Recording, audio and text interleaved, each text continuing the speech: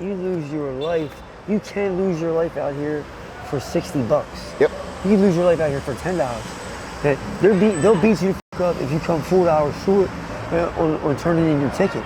They'll beat you down to the ground for 2, 3, 4 hours with sticks and bats in front of the cops. Yep. Cops will drive by laughing at you while you're gushing blood out and spitting teeth out. And the cops will say, choose another line of work, right? Or they'll just cut your motherfucking finger off. So, take your finger right off.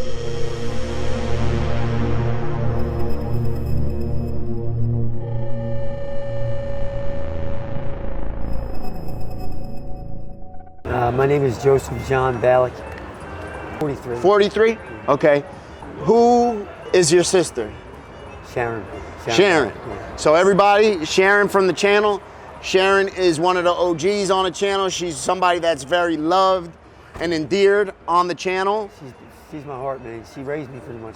Yeah. When my mom died, like, she was all we had. She's the one. Yep, she took care of the whole family by herself pretty much. Okay. She was doing it since she was like 13 years old. Wow. So she's been your mom since you was a kid, right? Pretty much. Like, she's been, mom. Yep. Mom duties. My mom died from addiction-related diseases. Okay. Got you. That she passed in her sleep. She died of pneumonia in her sleep. Okay. She went to see my brother in Florida. She had been feeling ill. She had been bleeding, from areas on her body that she shouldn't be. She had cancer and other diseases from drug addiction that I won't mention. And okay. She basically passed away in her sleep peacefully. Wow. How old were you when that happened? I was 24. That's the same age I lost my mother. How was that for you, dealing with the loss of your mom? I'm still not over it. It's 20 years already. Exactly. Like I said, she was my rock. She was what held the family together. Like, we didn't have secondary family. We didn't have grandmothers. And like, we battled it out with all of our family through the course and stuff. And my mother basically took care of 6 kids all by herself. Your mom was it, right? That was it. Like, she took care of everybody. School clothes and, transportation, housing, groceries, everything. She took care of it all by herself. She was the one. For 20 years. And it drained her. And she did it battling illness, battling addiction, dealing with, biker gangs and being a little badass the whole time. Retail thefts in jail and fines and court costs and, She was the one. Let me just wait for this train to pass.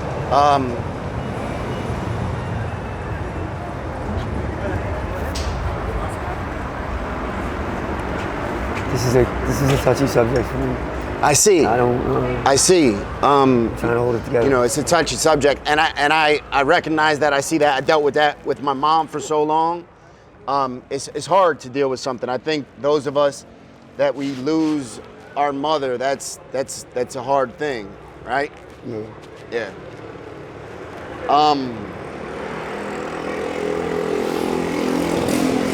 So. Oh, it's like I lost 2 mothers. No, you're no need to apologize, brother. Sharon, Sharon. Yeah. I haven't seen her in like 3 months.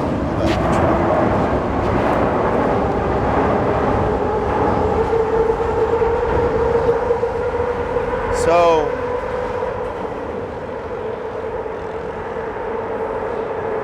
if somebody was to ask you, slide over just one step. If somebody was to ask you, how was your childhood? How was your life up to this point? Would you say good or bad? Yeah, I mean, it was different than everybody else's that I knew. Like, we didn't have everything we needed. I got hand-me-downs from my sisters. Yeah. Sometimes we would have everything we needed for the month or 2, and next thing you know, we're running extension cords to the neighbor's house just to get the refrigerator not to melt. Boiling your hot water to take a shower, right? Yeah. Got the oven open to get heat in the house. Yeah, can we use your phone? Back in the neighbor's house, and sometimes we got a nice car. My mom would drive us to work or school or wherever. I dropped out of high school, just helped her pay the bills so we wouldn't lose the house. And I didn't start getting high until I was 28. I've been there so many times. So what was the cause of your addiction starting? What was it? Yes, sir. Well, thank you. I love you too. Give me a hug. Get over here, man. Give me a fucking hug. Oh my God. Thank you. I love you. Have a good day. Don't start crying. Don't do that shit. Please.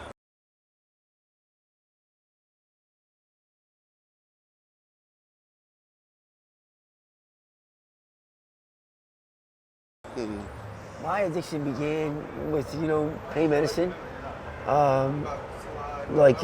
recreational marijuana use and all. Yeah.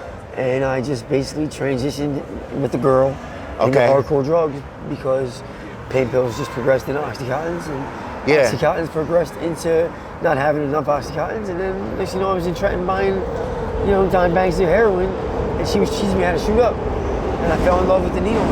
1 second. We have a lot of similarities in our story. A lot, more than you know. I love stimulants, but I need heroin or fentanyl Okay. or tranquilizer, whatever it is now. Yep. Now it's tranquilizer, like Yeah. Tranq Monster. You can't live without it. You need it. But at the same time, as soon as you get high, you want to do stimulants like meth or Yep. cocaine or crack. Yep. I do like, a little bit of meth once a day.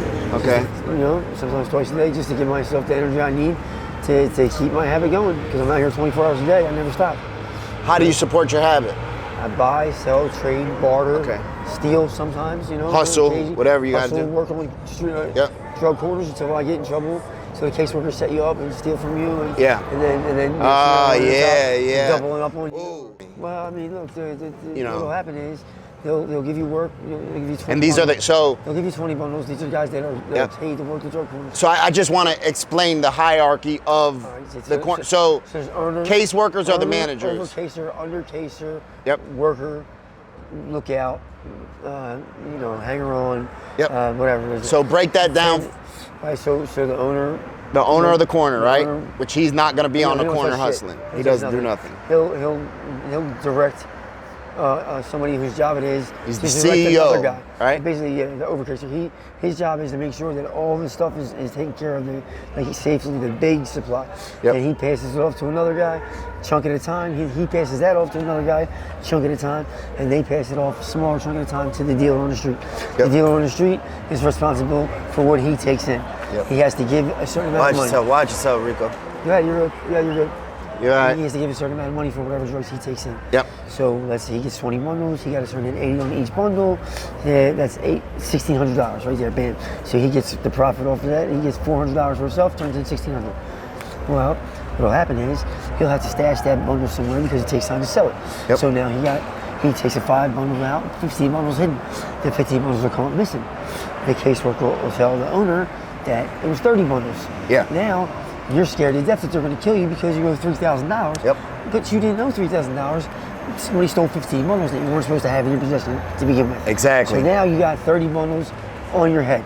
$3,000 on your head that you never should have had in the first place. Yep. That got stolen by the person who gave it to you.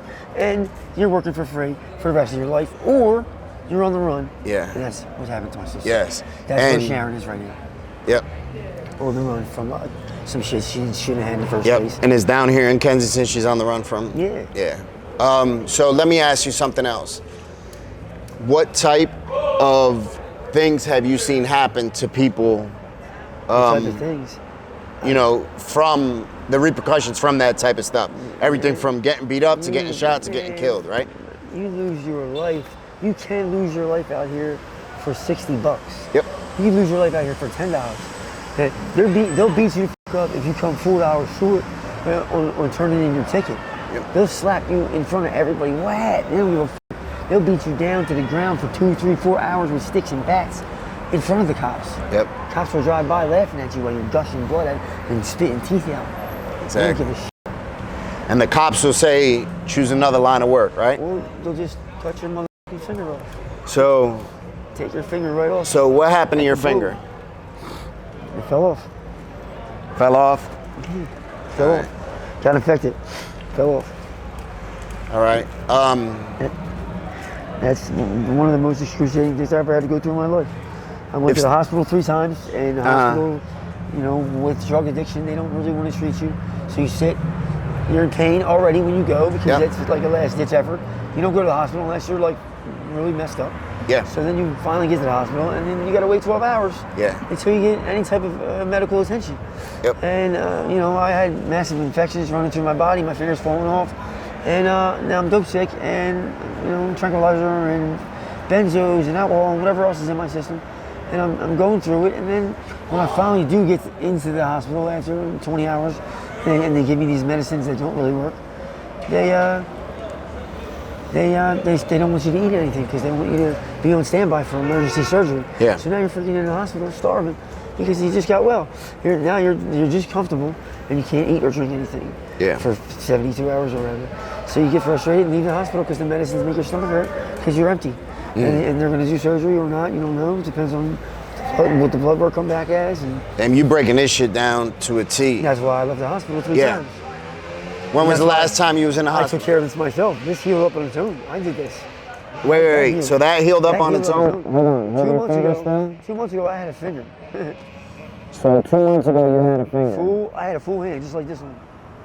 This healed up on its own. And it... you took it I off? took the bone off by tying a string around it and running as fast You as I took the can. bone off your fucking hand. I tied it to a fence with a string and ran until it yanked off and yanked the freaking bone right out. What did it feel like? Didn't feel like nothing. By then, No? Did you feel relief? It was like, you know. And then I covered it up, I filled it with antibiotics, and slowly but surely it's closing up. Wow. It was gangrene, it stunk so bad. Well, I was gonna say, you can see that it wasn't professionally done because of the, because of the nub. Yeah, exactly. It's still like big at the end. I mean, it didn't spread throughout my entire body, which is a blessing. Yeah. Like, gangrene, like it smelled like a dead body for a month straight. Yeah, I know. And You smell it didn't- walking down the block. Yeah, oh my God, it was so bad. What do you think is the solution to Kensington, to this mess? There is no solution. There's no solution to drug addiction. There's no solution. It's going to be till the end of time. There's no solution to One second, homelessness. train.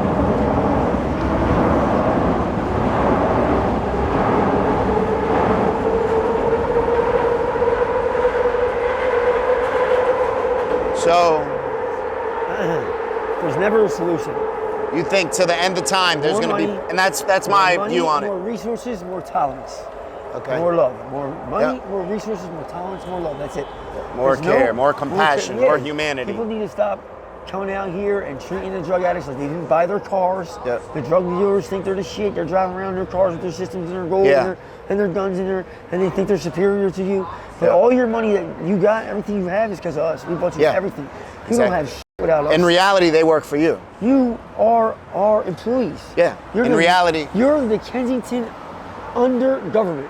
Yep. Just like we vote for politicians, we vote who sells our drugs. If we put you in office, we can take you right the f out. So let me ask you this. I'm meeting with the 2 mayoral candidates. In 2 weeks, I'm going to meet with them to discuss what's going on here in Kensington. The 2 people who are running for mayor of Philadelphia here in 2 weeks, I'm going to meet with them. What do they think about the 596 missing people in Kensington this year?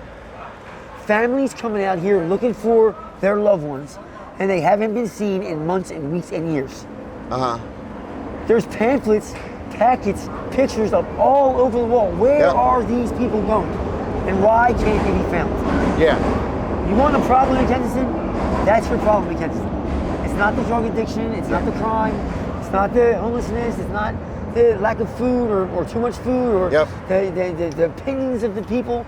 It's the missing people, the dead bodies. You know, what the hell is happening to these people that are disappearing off the face of the planet? There's some really weird shit going on in Kensington. I agree with That you. is what that needs to be addressed. What the hell is going on and why? You have any questions for me, brother? When are you coming back out? I'd like to. I'll be back out here tomorrow afternoon, evening for a little while.